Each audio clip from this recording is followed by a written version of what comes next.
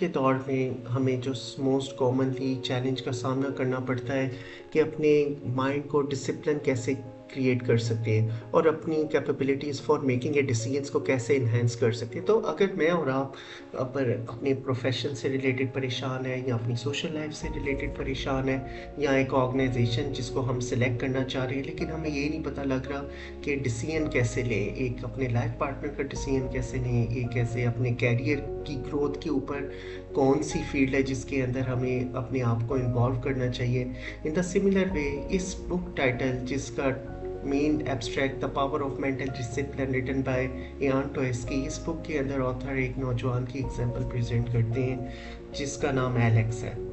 Alex को अपने office के अंदर बहुत सारा क्रिटिसाइज फेस करने को डेली बेसिस के ऊपर मिलता है और reason is that he unable to perform his duty properly and he is lacking in discipline in terms of अपने वक्त के ऊपर ऑफिस नहीं आना, अपने काम को प्रॉपरली एनालिटिकली परफॉर्म नहीं करना, ऑर्गेनाइजेशंस की एक्सपेक्टेशंस को नहीं मीट कर पा रहा और अपनी डेली हैबिट्स भी उसकी बहुत ज़्यादा उसमें डिस्ट्रप्शंस था जिसकी वजह से उसके मैनेजर्स उससे बहुत ज़्यादा परेशान रहते थे और यहाँ तक कि मेंटली तौर पे उन्होंने अपने एलेक्स को वार्निंग्स भी इशू कर दी थी कि अगर आपने अपने आप को 1 मंथ के अंदर ट्रांसफॉर्म नहीं किया तो आप इस नौकरी से जाएंगे। एलेक्स इसी परेशानी के अंदर एक दिन यूट्यूब वीडियोस वॉच कर रहा था कि अचानक उसकी नज़र एक वीडियो के ऊपर पड़ी और इस वीडियो जिसका टाइटल था पावर ऑफ मेंटल डिसिप्लिन की बुक समरी जैसे ही उसने सुनना शुरू की, उस समरी ने उसकी लाइफ ही जैसे चेंज कर दी। तो आइए वो कौन कौन से चैप्टर्स के मेन की एब्स्ट्रैक्ट पॉइंट्स है जो एलेक्स ने अपनी पर्सनल लाइफ के अंदर ना सिर्फ उसको अडॉप्ट किया बल्कि बाद में एग्जीक्यूशन के बाद उसने अपनी लाइफ को ट्रांसफॉर्म करके लोगों के साथ भी शेयर करना शुरू कर दिया। चैप्टर नंबर 1, एलेक्स बताते हैं कि अपनी कमज़ोरियों को आप सबसे पहले जो मोस्ट इम्पॉर्टेंट थिंग है we need to accept our weaknesses. The most common problem Alex को जो डेली बेसिस के ऊपर फेस करना पड़ रहा था उसके ऊपर बहुत ज़्यादा प्रोक्रेस्टिनेशन का सामना करना पड़ रहा था। एलेक्स अपने जब भी सुबह ऑफिस के लिए जाता उसे उठा नहीं जाता था, वो हमेशा 20, 25, 30 मिनट और अब तो एक एक घंटा लेट होने लग जाता था और जिसकी वजह से एलेक्स खुद भी बहुत ज़्यादा परेशान था। एलेक्स ने बताया कि उसने अपनी इस वीक एरियाज़ को सबसे पहले एक्सेप्ट किया और बजाय इसके ऊपर कि अपने इस पैटर्न को कंटिन्यू रखे, उसने इस पैटर्न को तोड़ने के लिए अपनी आदत को चेंज करना शुरू कर दिया। उसने अलार्म सुबह अर्ली इन द मॉर्निंग लगाना शुरू किया। पहला हफ्ता उसको बहुत ज़्यादा स्ट्रगल हुई अर्ली इन द मॉर्निंग उठने में, लेकिन अचानक उसने एक चीज़ को ऑब्ज़र्व किया कि जब उसने अपना गोल सेट किया कि अगर मैंने अपने आप को टाइमली और प्रोक्रेस्टिनेशन को चेंज ना किया और वक्त पे काम को मुकम्मल करने की कोशिश अगर मैं कर लूँगा तभी मैं अपने आप को बेहतर वर्जन के तौर पे लोगों के सामने प्रेजेंट कर सकूँगा और मेरी ऑर्गेनाइजेशन में मेरी बहुत ज़्यादा इज्जत होगी। तो इस प्रोक्रेस्टिनेशन को ख़त्म करने के लिए एलेक्स ने जो सबसे पहला रूल ऑफ थंब इम्प्लीमेंटेशन किया कि अपने सामने स्ट्रेटजाइज अपने गोल को विजुलाइज किया और अपने माइंड को ट्रेन करना शुरू किया कि मैं मेंटली डिसिप्लिन उसी सूरत के अंदर क्रिएट कर सकूँगा जब मेरे सामने अपने गोल की पिक्चर होगी। So the power of visualization को एनालिटिकली माइंड के अंदर बार बार सोचने से Ahmad Alex is basically start creating the new patterns in his daily routine life और after spending the 1 week Alex के अंदर खुद उन्होंने अपने अंदर एक चेंज देखा कि वो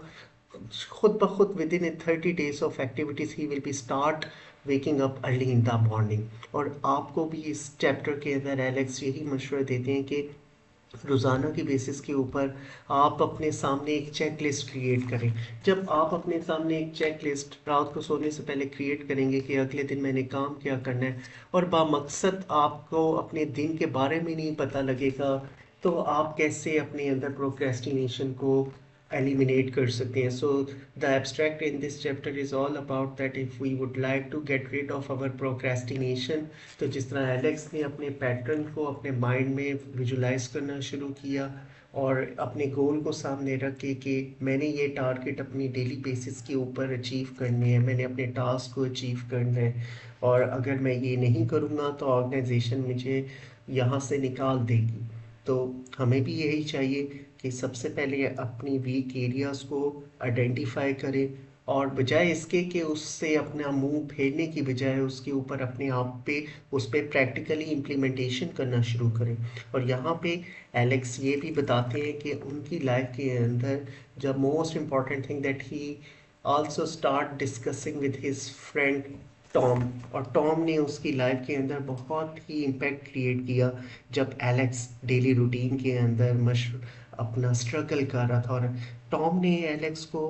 सबसे इम्पॉर्टेंट एक जो key rule principle for the success identify किया, वो ये था कि आपकी लाइफ में जब तक गोल होगा तो तभी आप अपनी प्रोक्रेस्टिनेशन को, अपनी सुस्ती को दूर कर सकते हैं। लेकिन अगर आपकी लाइफ में गोल ही नहीं है कोई, तो आपकी ज़िंदगी, आप डेली रूटीन पे भी आपके अंदर कोई मोटिवेशन फैक्टर नहीं होगा। और यहाँ पे एलेक्स की ज़िंदगी में सबसे बड़ा मोटिवेशन फैक्टर उसके बच्चे, उसकी फैमिली, कि अगर एलेक्स अपने आप को स्ट्रांगली मेंटली डिसिप्लिन क्रिएट नहीं अगर रखेगा तो वो कैसे अपने बच्चों को बेहतर फ्यूचर क्रिएट कर सकता है।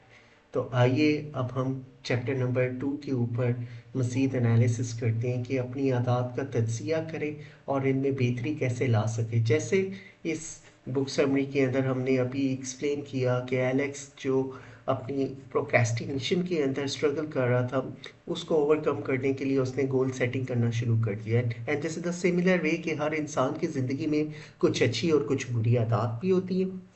और अगर आप अपनी आदत को पहचान कर इन पर अगर आप ओवरकम कर लेंगे, तो आप भी इन प्रोक्रेस्टिनेशन से और इस तरह की चीज़ों से आप भी अपने आप को परफॉर्म एक better version of your self you can create now. और यहाँ पे रोज़ाना की बेसिस के ऊपर Alex is also facing an other critical problem कि 5 से 6 घंटे अगर आप सोशल मीडिया के ऊपर ही वह start exploring the different application. और एलेक्स का दिल भी अपने ऑफिस के अंदर उसकी परफॉर्मेंस में जो सबसे बड़ा जो बैरियर क्रिएट हो रहा था, जिसकी वजह से उसके बॉस उसको बहुत ज़्यादा नेगेटिव कमेंट्स शेयर करते थे। And the most important reason for this is that Alex के अंदर बहुत ज़्यादा डिस्ट्रैक्शन थी। और जब आपके डिस्ट्रैक्शंस को डेली बेसिस पे आपकी ड्यूटीज़ में, इवन आप अगर स्टूडेंट हैं, आपको सामना करना पड़ेगा, तो आप कंसंट्रेशन से कभी भी डीप वर्क नहीं कर सकते। ये इस चैप्टर को अंडरस्टैंड करने के बाद एलेक्स ने दोबारा टॉम से डिस्कस किया कि टॉम, क्या तुम जानते हो कि आज मैंने the power of mental discipline के अंदर एक और चीज़ सीखी है कि अगर हम अपने अंदर डिसिप्लिन मेंटली क्रिएट करना चाह रहे हैं तो उसमें सबसे इम्पॉर्टेंट फैक्टर ये है कि हम अपने अंदर से डिस्ट्रैक्शंस को ख़त्म करें। तो क्या तुम मुझे बता सकते हो टॉम कि मैं ये सारी डिस्ट्रैक्शंस कैसे एलिमिनेट कर सकूं? टॉम ने स्माइल पास करते हुए एलेक्स को कहा कि ये बहुत ही आसान तरीका है। जब भी तुम अपने ऑफिस के अंदर कोई भी काम कर रहे हो तो सबसे पहले इंश्योर करो कि तुम्हारे सारे नोटिफिकेशन साइलेंस के अंदर रखे हो, और तुम 30 मिनट्स के बाद ब्रेक लेना शुरू करो, और अपने अंदर माइंड में अपने गोल को सामने रखो। और ये जो डीप वर्क तुम्हारा उसी सूरत में होगा कि जब तुम फुली कंसंट्रेशन के साथ अपना फोकस स्क्रीन के ऊपर रख के और अपनी टाइम स्लाइसिंग करो। टाइम स्लाइसिंग के कॉन्सेप्ट को टॉम ने एक्सप्लेन किया कि तुम हर 30 मिनट्स के बाद ब्रेक्स लो, और 5 to 10 मिनट्स की ब्रेक लेके then you start performing your task again. और ये प्रैक्टिस तुमने डेली बेसिस के ऊपर करनी है। जब तुम ये प्रैक्टिस करोगे तो आहिस्ता आहिस्ता तुम्हारे अंदर से ये जो डिस्ट्रैक्शंस हैं सोशल मीडिया की, नोटिफिकेशंस की, ये खुद ब खुद दूर होना शुरू हो जाएंगी। इस चैप्टर से हमें ये चीज़ सीखने को मिलती है कि हम अपनी हैबिट्स को इम्प्रूव कर सकते हैं, और how we can get rid of our distractions in terms of social media. और टॉम ने एलेक्स को ये भी एक्सप्लेन किया कि देखो, ये सोशल मीडिया will not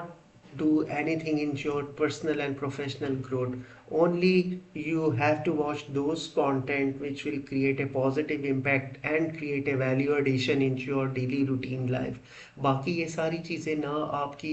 आपकी फैमिली के लिए बेहतरी क्रिएट कर सकती है, और ना ही आपको आपके प्रोफेशन के अंदर आपको नेक्स्ट लेवल के ऊपर ले जा सकती है। जैसे ही एलेक्स ने फर्स्ट 1 वीक इस प्रैक्टिस को इम्प्लीमेंटेशन करनी शुरू की, एलेक्स ने अपने अंदर काम में एक तब्दीली महसूस की, और इस दफ़ा उसके बॉस जो उसको हर दफ़ा क्रिटिसाइज़ करते कि आपका टाइमली मुकम्मल नहीं है, एलेक्स ने खुद महसूस किया कि उसने अपना काम वक्त के ऊपर कंप्लीट करना शुरू कर दिया। और जो काम वो 8 घंटे के अंदर कंप्लीट करता था, now he start completing his work within the 8 hours, 6.5 to 7 hours के अंदर वो अपना काम कंप्लीट कर लेता था। और फिर भी उसके पास 1 घंटा जो बचता था, in that 1 hour then he start using the applications for social media, Facebook, or he will be start exploring the emails। तो इस चैप्टर में हमें यही सीखने को मिलता है कि आपने अपने पैटर्न को जो ऑलरेडी प्रोग्राम्ड हुए हैं उनको डिस्ट्रैक्ट कैसे करना है। You start doing the implementation. जब तक आप अमली तौर पे अमल नहीं करेंगे, एक्शंस नहीं लेंगे, आपकी आदत कभी भी चेंज नहीं हो सकती। चैप्टर नंबर 3, अपने माइंड को दोबारा प्रोग्राम करने के तरीके। एलेक्स ने जैसे ही अपने अंदर पहली दो आदात को एक्सप्लोर करना शुरू किया और मज़ीद वीडियो को वॉच करना शुरू किया, तो उसकी इस चैप्टर पे जैसे ही सुनना और उसने फील किया कि अपने माइंड को प्रोग्रामिंग करने का पर्पस ये है कि जो आपके ओल्ड प्रोग्राम, जो आपकी ख्यालात और आपकी तसव्वुरात और जो कॉन्टेक्स्ट ऑलरेडी आपके माइंड में प्रोग्राम है, आपने उन प्रोग्राम को कैसे एलिमिनेट करना है। एलेक्स ने यहाँ पे इस चैप्टर में जो मेन अंडरस्टैंडिंग फील की कि अगर बचपन में आपको समटाइम्स किसी चीज़ से डर लगता था, आपके पेरेंट्स ने आपको डराया या आपके दोस्त ने किसी ने आपके बारे में नेगेटिव कमेंट्स पास किए, अब वो चीज़ आपका पास्ट है, लेकिन अभी भी वो चीज़ें आपके माइंड के अंदर बार बार जो है वो आपको रिंग कर रही हैं कि आप तो ये काम कर ही नहीं सकते। एलेक्स ने जैसे ये चीज़ें टॉम के साथ डिस्कस की, टॉम ने एलेक्स को समझाया, एलेक्स देखो मेरी बात गौर से सुनो, अगर तुम चाहते हो कि अपने अपने बच्चों के लिए बेहतर फ्यूचर को क्रिएट कर सको, तो तुम्हें एक चीज़ को दूर करने की ज़रूरत है। और वो ये चीज़ है कि माजी के ख्यालात और तसव्वुरात को तुम्हें दफन करना पड़ेगा। और ये जितनी भी बदबूदार थॉट्स जो तुम्हारे माइंड में आ रही है, इनके ऊपर तुम्हें नए सॉफ्टवेयर अपडेट करना पड़ेंगे। इस चीज़ को एलेक्स ने कहा, क्या तुम मुझे मज़ीद एक्सप्लेन कर सकते हो टॉम कि इसका क्या मतलब है। टॉम ने कहा, देखो जिस तरह एक कंप्यूटर के अंदर एक सॉफ्टवेयर जैसे ही हम नया इंस्टॉल करते हैं तो उसके अंदर नए फीचर्स होते हैं, उसके अंदर नए कंपोनेंट्स ऐड होते हैं। लेकिन अगर हम पास्ट के ही सॉफ्टवेयर्स को कॉन्टीन्यूसली यूज़ करेंगे तो एक वक्त ऐसा आएगा कि हर मंथ के बाद, हर 6 मंथ्स के बाद, जैसे जैसे विंडोज़ के अंदर, आईओएस के अंदर और मैक मशीन्स में नए नए वर्जन्स और विंडोज़ के आते हैं, तो वो वाले सॉफ्टवेयर्स उसके अंदर कभी भी चल ही नहीं पाएंगे। तो हमारे माइंड की एग्जांपल भी ऐसे ही है कि अगर आपने एक चीज़ सीखी है, अगर आप उसके अंदर कुछ नया क्रिएट इनोवेटिव नहीं लेके आ रहे और अपने माइंड को नया रीप्रोग्राम नहीं कर रहे और चीज़ों को अफर्मेशन नहीं कर रहे पॉजिटिव माइंडसेट के साथ, तो कभी भी आप अच्छा आइडिया क्रिएट ही नहीं कर सकते। And that is the reason Alex ने फील किया कि हाँ तुम तो बिल्कुल ठीक कह रहे हो, क्योंकि जब भी मेरे बॉस मुझे इस चीज़ के ऊपर कहते हैं कि कुछ आइडिया क्रिएट करके लाओ और मेरे सामने कोई भी प्रॉब्लम प्रेजेंट करते हैं कि आज तुमने ये प्रेजेंटेशन कस्टमर को प्रेजेंट करनी है, तो मेरे हमेशा से एक ही पैटर्न जो होता है, जो अंदाज जिस स्ट्रैटेजी के थ्रू मैं प्रेजेंटेशन देता हूँ, तो बॉस ने आज मुझे खुद से ये बात की कि देखो जो कस्टमर की रिटेंशन है और लीड्स तुम्हारी अपॉर्चुनिटी में क्रिएट ही नहीं हो रही, क्योंकि तुम्हारे पास कुछ नया सोचने के लिए नहीं है और तुम्हें कस्टमर को इंगेज करने की स्ट्रेटजीज नहीं पता, लीड मैग्नेट की प्रैक्टिसेस का नहीं पता। एलेक्स ने यहाँ पे बिल्कुल महसूस किया कि हाँ अगर मैंने अपने कस्टमर्स को रिटेन करना है और अपॉर्चुनिटीज़ क्रिएट करनी है, अच्छी लीड्स को कन्वर्ट करना है सेल्स के अंदर, तो इसके लिए मुझे सबसे पहले सेल्स की बेस्ट प्रैक्टिसेस को सीखना पड़ेगा। और एलेक्स ने अपने आप को रीप्रोग्राम करने के लिए नए नए ट्रेनिंग कोर्सेज को इम्प्लीमेंटेशन उनके अंदर अपने आप को इनरोल करना शुरू किया। और एलेक्स ने ये फील किया कि आफ्टर 3 मंथ्स के अंदर ही start exploring and creating a lots of ideas in his daily routine life। और इस चैप्टर में हमें यही चीज़ सीखने को मिलती है जो हमें एलेक्स भी suggestions and recommendations करें to become a transforming in our daily routine life. What exactly we supposed to do now? We need to create a new pattern of thinking. और नई सोच कैसे आती है? नई सोच आती है जब आप अपने आप को अच्छे दोस्तों से मशवरा लेते हैं, जिस तरह एलेक्स जो स्ट्रगल कर रहा था अपनी लाइफ के अंदर, उसने जैसे ही अपनी सारी प्रॉब्लम्स को अपने एक बड़े मुखलिस दोस्त टॉम के साथ डिस्कस करना शुरू किया था, और टॉम ने उसको पॉजिटिव माइंडसेट के साथ he will be start helping and sharing all the best practices. और आप लोगों को भी और मुझे भी चाहिए कि हमें भी, अगर हम चाहते हैं नए आइडियाज़ को क्रिएट करें, so how we can create a new ideas once we will be start learning the new things, and our mind must be the learning machine. So the learning machine concept is that हर चीज़ को सीखते रहें, चाहे वो technically है, चाहे वो soft skill से related है। इवन हम छोटे बच्चों से भी सीख सकते हैं, लेकिन अगर आपका और मेरा हर डेली बेसिस के ऊपर कुछ अगर नया नहीं सीख रहे, तो फिर मैं और आप दोस्तों बहुत ज़्यादा प्रॉब्लम के अंदर है। सो इस चैप्टर के अंदर हमें यही सीखने को मिलता है कि that we need to reprogram our self and creating the new design pattern in our mind, ताकि हमारा माइंड डिसिप्लिन वे के तौर पे, और जितना हमारे अंदर डिसिप्लिन होगा उतनी अच्छी ज़िंदगी में हम फैसले कर सकते हैं। चैप्टर नंबर 4, इस चैप्टर के अंदर ऑथर एक्सप्लेन करते हैं कि हमें अपने माइंड को गैर ज़रूरी चीज़ों से अपने आप को सेफ रखना है, और गैर ज़रूरी फॉर एग्जांपल चीज़ों को आपने ख़रीदना, अगर एक आदमी जो है वो हर वक्त, इवन कि अगर आपको नीड नहीं भी होती, and you have the pattern for purchasing a lot of things, और बहुत महंगी महंगी चीज़ें ख़रीदते हैं। और एलेक्स ने यही फील किया इस चैप्टर को अंडरस्टैंड करने के बाद कि उसकी डेली रूटीन के अंदर वो कुछ सेविंग नहीं कर पा रहा था, और सेविंग ना करने की सबसे बड़ी रीज़न ये थी कि जब भी उसको मंथली बेसिस पे अपनी सैलरी मिलती, तो जैसी सैलरी मिलती, वो उसकी जो पूरी मंथली बेसिस के ऊपर जो उसने लास्ट मंथ में अपनी क्रेडिट कार्ड के ऊपर चीज़ें परचेज की होती थी, डिफरेंट गैजेट्स, मोबाइल लेने का बहुत शौक होता था। हर 3 मंथ्स के बाद he has a decide level कि अब मैंने नई टेक्नोलॉजी, नए मोबाइल को लेना है, और उसी चीज़ के ऊपर वो क्रेडिट कार्ड के ऊपर जब बहुत ज़्यादा पेमेंट करता था, तो उसका डेप्थ उसको इंक्रीज होता जाता था। और दैट इज़ द रीज़न कि आखिर में उसको बहुत ज़्यादा परेशानी का ये सामना होता कि उसकी बच्चों की फीस देने के अलावा डेली बेसिस के ऊपर ही enable to travel around the world, और वो हमेशा ही अपने घर के अंदर ही रहता है। That reason is basically that he don't have any saving. यहाँ पे उसने जैसे ही टॉम के साथ डिस्कस किया, तो एलेक्स को उसने समझाया कि देखो, अगर तुम अपने अंदर डिसिप्लिन लेके आना चाह रहे हो, तो सबसे पहले you need to reprogram your mind in a way कि ये जो सिर्फ उन्हीं चीज़ों को परचेज करो जो आपको अगर really if you have a need for that thing ना। लेकिन अगर गैर ज़रूरी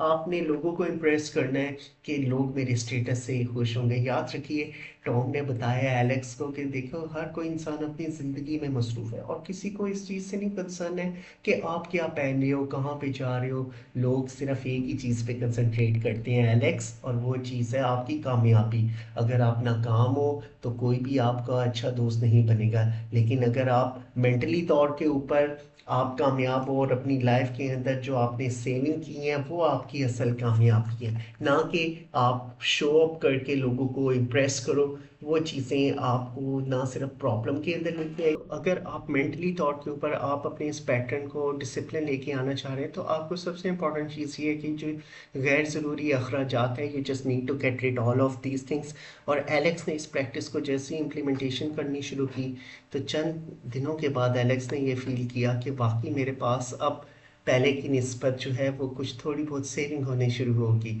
और अगर मैं फॉर एग्जांपल $100 मेरे पास पहले होते थे आखिरी दिनों में, अब $200 होने लग गए। तो आप और मैं इस चैप्टर से यही अंडरस्टैंड करते हैं कि अगर मैंने और आपने भी अपनी लाइफ के अंदर डिसिप्लिन मेंटली लेके आना है, तो सबसे पहले हमें ये जो गैर ज़रूरी चीज़ों को ख़रीदने का जो एक आप कह रहे हैं डिटर्मिनेशन होती है, that we need to be get rid of this pattern, और उन्हीं चीज़ों के ऊपर इन्वेस्ट करें जो आपकी रियली नीड हो।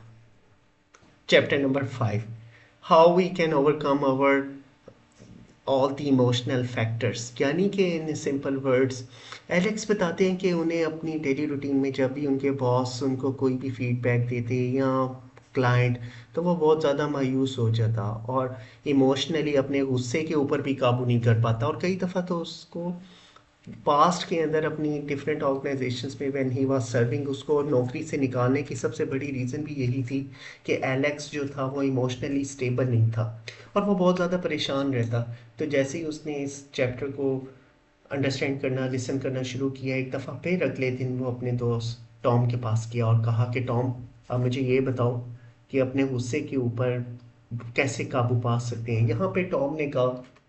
कि तुम्हें जिस चीज़ को लर्न करने की ज़रूरत है, जो इस बुक की समरी के अंदर भी एक्सप्लेन किया गया है कि you need to be emotionally stable. Emotional stable से मुराद ये है कि आपने अपने आप को, जब भी कोई आपने किसी को फीडबैक देनी है तो आप पहले कॉन्टेक्स्ट को अंडरस्टैंड करें कि जो वर्ड आप किसी के बारे में आप प्रेजेंट करने लगे या फीडबैक शेयर करने लगे, या अगर आपको किसी ने फीडबैक दी है तो आप अगर एकदम गुस्से में आके उसको रिस्पॉन्ड करोगे तो क्या आपने उसका कॉन्टेक्स्ट को अंडरस्टैंड किया है कि what exactly the consequences can be creating in the future, अगर आप भी उसको उसी तरह से आंसर करो जिस तरह आपकी बॉस ने आपको रिस्पॉन्ड किया। तो हमेशा कोई भी चीज़ करने से पहले टॉम ने एलेक्स को एक्सप्लेन किया कि तुम्हें जिस चीज़ के ऊपर मेहनत करने की ज़रूरत है, you need to be emotionally strong, और अपने गुस्से को काबू करने के लिए तुम्हें सबसे इंपॉर्टेंट चीज़ मेडिटेशन करो, स्पिरिचुअलिटी के अंदर अपने आप को लेके आओ। Just like we as a Muslim, we start offering 5 time prayers, and for the main and primary purpose for offering the 5 time prayers is that we need to create the fulfilment in our self. और हमारे अंदर एक अल्लाह ताला से जब दुआ मांगते हैं तो this is what exactly we are expecting, only one thing कि या अल्लाह हमें सीधा रास्ता दिखा उन लोगों की तरफ जिन लोगों ने कामयाबी को हासिल किया, और हमें अच्छी सोच, अच्छे ख्यालात हमारे माइंड के अंदर क्रिएट कर, और हमें जो जो बैरियर्स जो रास्ते में आ रहे हैं उनको गेट रीड करें। And this is what exactly the similar sort of activities explain with Alex example, कि उन्होंने अपने गुस्से को इसी तरीके से काबू पाया कि मेडिटेशंस को किया, और मेडिटेशंस को करने के अलावा अपने पैटर्न को एलिमिनेट करके early in the morning start offering himself as a practice for the exercises उन्होंने करने शुरू की। और एक और चीज़ उन्होंने जो सीखी, जो अपने दोस्त टॉम की एडवाइस को अमल किया, कि हमेशा कॉन्टेक्स्ट को अंडरस्टैंड करना शुरू किया, कि जब भी किसी को फीडबैक देनी है तो देने से पहले कॉन्टेक्स्ट अपने माइंड में हो, और गुस्से की हालत में कभी भी कोई फैसला नहीं करना चाहिए। चैप्टर नंबर 6, हर काम के लिए आपको मोटिवेशन के अलावा आपको मुतहरिक होने की बहुत ज़्यादा ज़रूरत है, यानी कि आपने एक अपने अंदर एक चुस्ती लेके आना है। You need to create your mind mentally strong. How, अगर फॉर एग्जांपल आपके पास अगर मोटिवेशन ही नहीं होगी, आप अगर, जिस तरह अभी हमने एलेक्स की एग्जांपल से देखा, एलेक्स को पहले अपने गोल का नहीं पता होता था कि मैंने अपनी लाइफ से अचीव क्या करना है, लेकिन टॉम ने और उसके दोस्त ने जैसे ही उसको एक बेटर वर्जन ऑफ हिमसेल्फ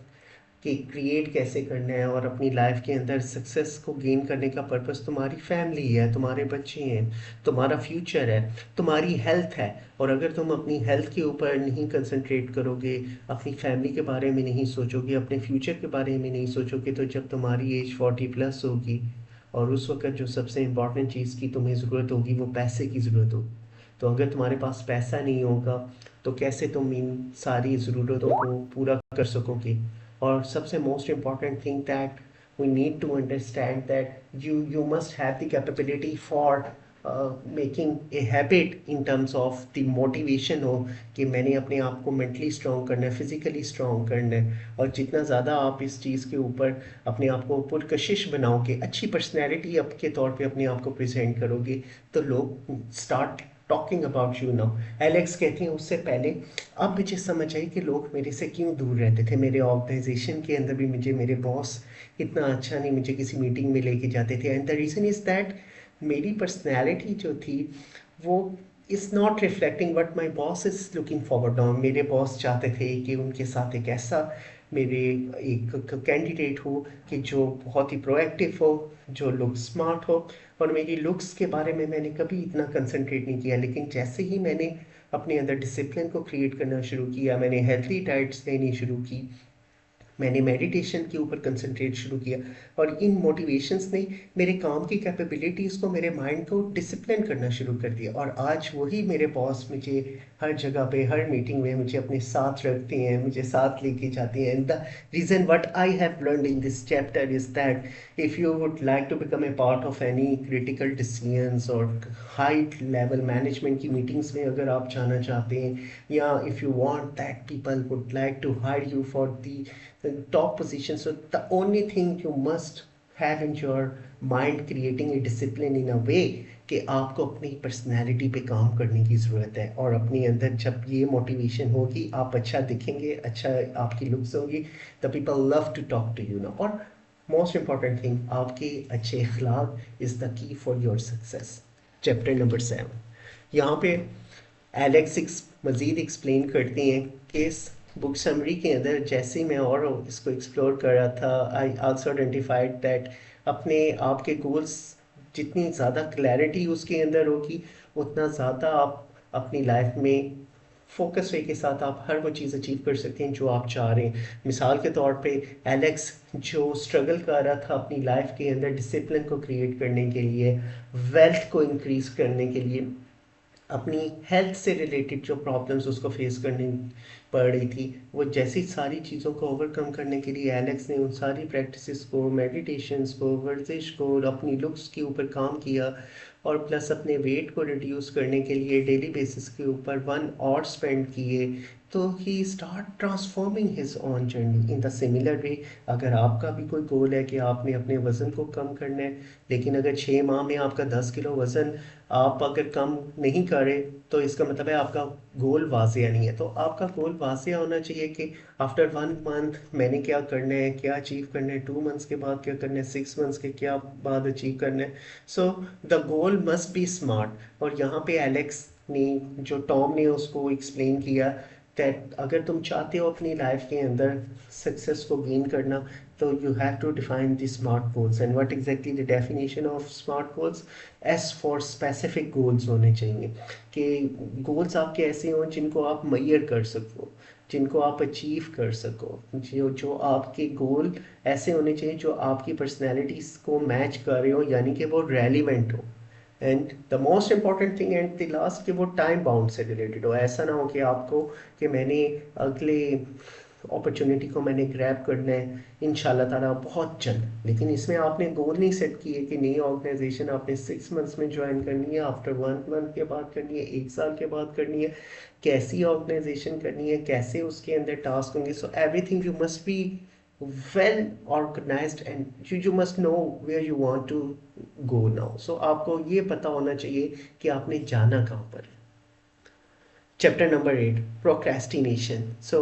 आखिर में ऑथर आपको एक्सप्लेन करती हैं कि आपकी जो पढ़ाई है आप उसको लास्ट टाइम तक ना छोड़ें। जिस तरह एलेक्स भी एक पैटर्न के अंदर पहले बहुत ज़्यादा स्ट्रगल करते थे कि अपने काम को जब भी उनके बॉस शेयर करते हैं, तो he all the times having a mind set कि अच्छा मैं इसको लास्ट कपल ऑफ आवर्स के अंदर कंप्लीट कर लूँगा। लेकिन जो प्रोडक्टिव आवर्स होती हैं डेली रूटीन के अंदर, वो आपके फर्स्ट 4 आवर्स होते हैं early in the morning, and that is the reason that he was unable to complete his task on time। क्योंकि